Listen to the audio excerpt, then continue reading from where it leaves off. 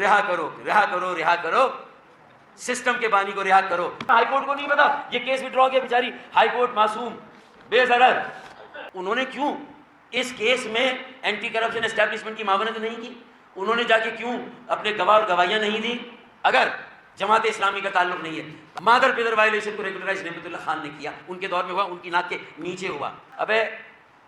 وزیر اعلیٰ سندھ، خدا کا خوف کرو یار، ہائی کورٹ کو نہیں پتا یہ کیس وڈرا کیا، بیچاری ہائی کورٹ معصوم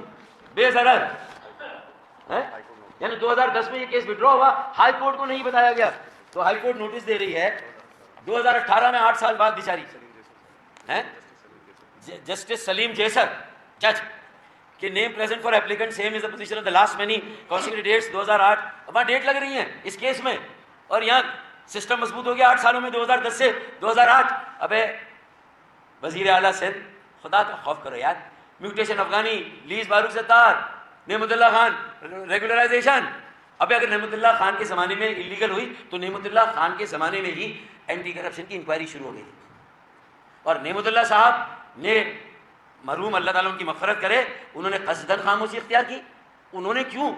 اس کیس میں اینٹی کرپشن اسٹیبلشمنٹ کی معاونت نہیں کی؟ انہوں نے جا کے کیوں اپنے گواہ اور گواہیاں نہیں دی؟ اگر جماعت اسلامی کا تعلق نہیں ہے بھائی، یہ صرف ریٹرک ہے، صرف نعرے ہیں، دعوے ہیں، 1,500 لوگوں کو جمع کر کے بڑی شاہراہوں کو بلاک کر کے کسی طرح کراچی پر قبضہ کرنا ہے۔ مقدمہ کس نے کیا تھا 140 کا سپریم کورٹ میں؟ جسٹس گلزار احمد شیخ کی عدالت میں ایم کیو ایم نے۔ بلدیاتی اختیارات کے لیے لڑے ہم، بلدیاتی اختیارات کی آئینی ترمیم ہم قومی اور اسمبلی اور سینٹ میں داخل کرے ہم، اور پنجاب اسمبلی سے اسے پاس کرائے ہم، یہ سارے ایم او یو سائن کرائے پی ایم ایل این کے ساتھ ایم کیو ایم ہم،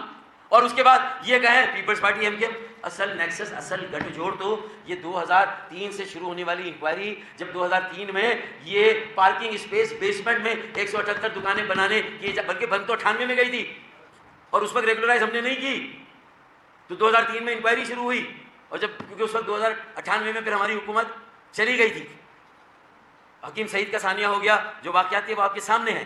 99 میں پھر مشرف صاحب کا جو ہے وہ مارشل لاء لگ گیا۔ یہ ساری باتوں کو سامنے رکھیں تو 2003 میں ریگولرائز وائلیشن کو بلیٹنٹ فلیگرنٹ کراس،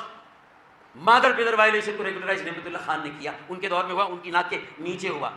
ان کو ایف آئی آر میں نہیں، کیس میں کہیں ان کا نام نہیں ہے، اس کی وجہ مجھے نہیں معلوم، لیکن اس کیس کی تفتیش میں کہیں پر ان کا جماعت اسلامی کا کوئی کردار نہیں کہ جو افسران ہیں، ان کو سالوں کو ان سے ان کی گھروں پہ فائلیں ہیں نکلی ہیں، سب ریکارڈ پر موجود ہیں،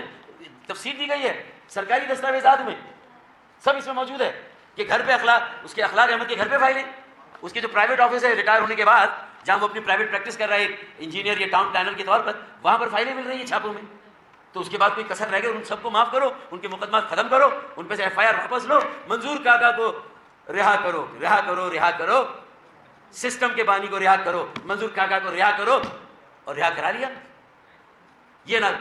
دیوار پہ کچھ نعرے ہیں، اصل اقتدار کے ایوانوں میں جو دوسرے نعرے، رہا کرو، سسٹم کے بانی کو رہا کرو، اس کو رہا کرا دیا اور سسٹم بن گیا۔ یہ بیچارہ حسن بخشی آج رو رہا ہے، یا آباد والے آج رو رہے ہیں،